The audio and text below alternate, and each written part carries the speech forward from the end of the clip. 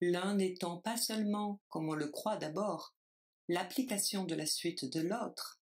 étant vraiment son corrélatif polaire sans lequel ni l'un ni l'autre n'aurait de sens chez l'autre, à savoir le principe de réalité, et nous sommes une fois de plus amenés à nous interroger, mais parce que c'est une fois de plus, à approfondir ce principe de réalité, tel que déjà je vous ai indiqué à l'horizon de l'expérience paranoïaque qu'il pouvait se formuler. Le principe de réalité, vous ai-je dit, n'est pas simplement, tel qu'il apparaît dans l'Entwurf, cet échantillonnage qui se produit au niveau du système psy, parfois, ou du système de la Wahrnehmung-Bewusstsein, au niveau de ce système par où le sujet, échantillonnant dans la réalité ce qui lui donne le signe d'une réalité présente, peut corriger l'adéquation du surgissement leurrant de la Verstung, telle qu'elle est provoquée par la répétition au niveau du principe du plaisir. Il est quelque chose au-delà. La réalité se pose pour l'homme, et c'est en ceci qu'elle l'intéresse, d'être structurée, d'être le quelque chose qui, dans son expérience, se présente, vous ai-je dit, au moment du président Schreiber, au moment où je le commentais, comme ce qui revient toujours à la même place. Le rôle et la fonction des astres dans le système délirant de ce sujet exemplaire est là qui nous indique, à la façon d'une boussole, l'étoile polaire de cette relation de l'homme au réel, que l'étude de l'histoire de la science rend vraisemblable. Ce quelque chose de si singulier et de paradoxal que ce soit de l'observation des astres, du pâtre, du marin méditerranéen, de ce retour à la même place de l'objet qui semble intéresser le moins l'expérience humaine, l'astre qui indique à l'agriculteur quand il convient de semer ses blés, ces Pléiades qui jouaient un si grand rôle dans l'itinéraire de la marine méditerranéenne. Ce retour des astres, toujours à la même place, là, est quelque chose qui se poursuit à travers les âges pour aboutir à cette structuration de la réalité qui, pour nous, s'appelle le résultat de la physique, qui s'appelle la science. C'est du ciel, sur la terre de la physique péripatéticienne, à Galilée, que les lois fécondes en sont descendues. C'est de la terre, où l'on avait retrouvé ces lois du ciel dans la physique galiléenne,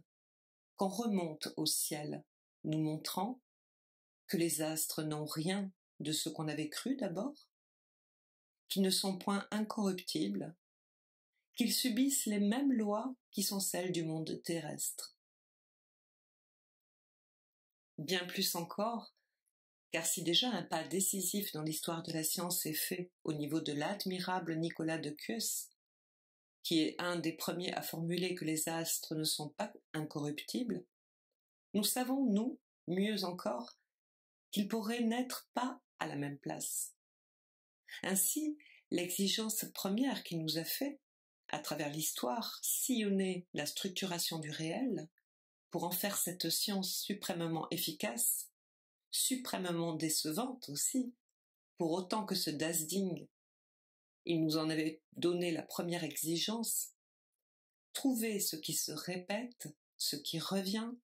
ce qui nous garantit de revenir toujours à la même place, nous a poussés jusqu'à l'extrême où nous sommes, où nous pouvons mettre en question toutes les places, et où plus rien dans cette réalité, que pourtant nous avons appris à si admirablement bouleverser, ne répond pour nous à cette recherche, à cet appel qui lui donne la sécurité du retour. Pourtant, c'est autour de cette recherche, de ce qui revient toujours à la même place, c'est à elle que reste appendu ce qui s'est élaboré au cours des âges de ce que nous appelons éthique. C'est-à-dire non pas le simple fait qu'il y a des obligations, qu'il y a un lien qui enchaîne, qui ordonne, qui fait la loi de la société, qui lui donne ce à quoi nous nous référons si souvent ici sous la forme, sous le terme de structure élémentaire de la parenté, de la propriété aussi, de l'échange des biens. Assurément, c'est là ce quelque chose à quoi l'homme, si l'on peut dire, il est purement mythique d'en faire un bien, car c'est exactement la même chose. Pourquoi il est soumis dans l'inconscient à la loi de l'inconscient? Et ce qui fait que, dans les sociétés dites primitives, entendues comme toutes les sociétés à leur niveau de base, l'homme se fait lui-même signe de l'échange, élément de l'échange, objet qui, dans ce qui, à travers les générations, préside à ce nouvel ordre surnaturel des structures, le fait objet de cet échange réglé dans l'étude d'un Claude Lévi-Strauss vous montre, au niveau des structures élémentaires, le caractère sûr dans sa relative inconscience. L'éthique commence au-delà. Elle commence au moment où le sujet pose la question de ce bien qu'il avait recherché, inconsciemment, dans ce qui est là des structures sociales. Où il pose cette question et du même coup va être amené à découvrir la liaison profonde par quoi, pour lui, ce qui se présente comme loi est étroitement lié à la structure même du désir, en quoi il découvre, sinon tout de suite, ce désir dernier de l'exploration freudienne, que l'exploration freudienne a découvert sous le nom de désir de l'inceste, mais où il découvre d'abord tout ce qui articule sa conduite d'une façon telle que cet objet de son désir soit toujours maintenu pour lui à cette distance, qui n'en est pas complètement une, à cette distance intime qui est appelée proximité, qui n'est pas identique à lui-même, qui lui est littéralement proche, et au même sens où l'on peut dire que le Nebenmensch dont nous parle Freud, au fondement de cette chose, est son prochain. Si quelque chose au sommet du commandement éthique finit, d'une façon si étrange parfois, si scandaleuse pour le sentiment de certains, par s'articuler sous la forme du « tu aimeras ton prochain comme toi-même », c'est qu'il est de la loi, du rapport du sujet humain à lui-même, qu'il se fasse lui-même à lui-même, dans son rapport à son désir, son propre prochain. De ce rapport de la loi morale, en tant qu'elle s'articule à cette visée du réel comme tel, du réel en tant qu'il peut être la garantie de la chose, j'avance ici ce que nous pouvons appeler l'acmé de la crise de l'éthique, celle que je vous ai désignée déjà et d'élabore, comme liée au moment où paraît la critique de la raison pratique de l'éthique kantienne, où clairement il apparaît que, c'est pour autant que s'ouvre l'effet désorientant de la physique, parvenu à ce moment, à ce point d'indépendance par rapport à Dasding, au Dasding humain sous la forme de la physique newtonienne. C'est pour autant que pour Kant, la physique newtonienne le force à une révision radicale de la fonction de la raison, en tant que pure. C'est expressément appendu à cette mise en question d'origine scientifique que se propose à nous une morale dont les arêtes, dans leur rigueur, n'avaient même jusque-là jamais pu être entrevues.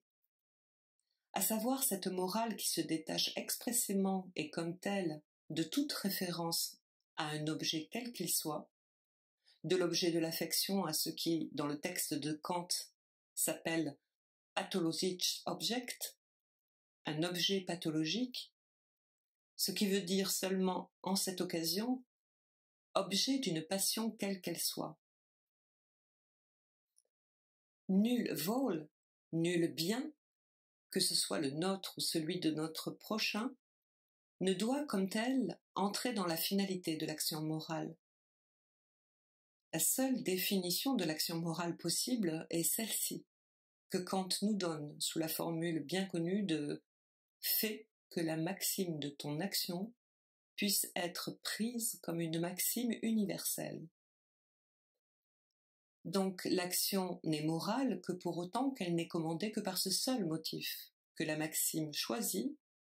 est choisie en fonction de son caractère universel. Allgemein. Traduire par universel pose, je dois dire, une petite question. Vous savez qu'allgemein est plus près de commun que d'universel. Et aussi bien Kant utilisera dans une opposition générale à universel qu'il reprend sous la forme latine. Ce qui prouve bien que quelque chose ici est laissé dans une certaine indétermination. Agis de telle façon que la maxime de ta volonté toujours puisse valoir comme principe d'une législation qui soit pour tous. Cette formule qui, vous le savez, est la formule centrale de l'éthique kantienne, est poussée, recherchée, dans ses plus extrêmes conséquences, et le radicalisme de ce qu'il exclut comme tel, tout rapport à un bien, va jusqu'à ce paradoxe, qu'on peut dire qu'en fin de compte, la Gutwillen, la bonne volonté,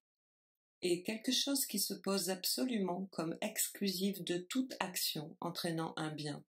de tout bienfait. Ce texte, dont à vrai dire je crois que tout accomplissement d'une subjectivité qui mérite d'être appelée contemporaine, d'un homme de nos jours qui a la chance ou la fortune d'être né en notre âge, ne peut même ignorer l'exercice. Je le souligne, bien sûr, qu'à un cas, on peut se passer de tout. Le voisin de droite et le voisin de gauche sont de nos jours des personnages assez serrés volumétriquement, sinon des prochains,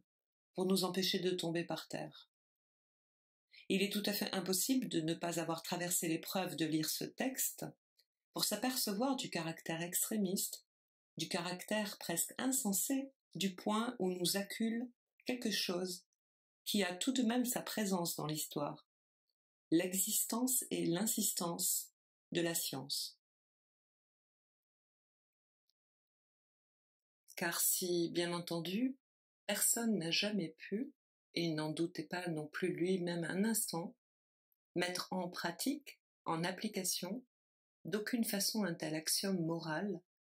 il n'est tout de même pas indifférent de s'apercevoir qu'au point où les choses en sont venues, c'est-à-dire au point où nous avons lancé un grand pont de plus dans le rapport à la réalité, à savoir où depuis quelque temps l'esthétique transcendantale elle-même, je parle de ce qui est l'esthétique transcendantale dans la critique de la raison pure, peut être mise en cause, du moins sur le plan de ce jeu d'écriture où vient pointer actuellement la théorie physique. Dès lors, une rénovation, une mise à jour de l'impératif kantien, au point où nous en sommes venus de notre science, pourrait s'exprimer ainsi. N'agis jamais qu'en sorte que ton action puisse être, dirions-nous en employant le langage de l'électronique et de l'automation, programmée. Ce qui, vous le sentez, je pense, nous apporte un pas de plus dans le sens d'un détachement plus accentué, sinon le plus accentué, de tout rapport avec ce qu'on appelle un souverain bien.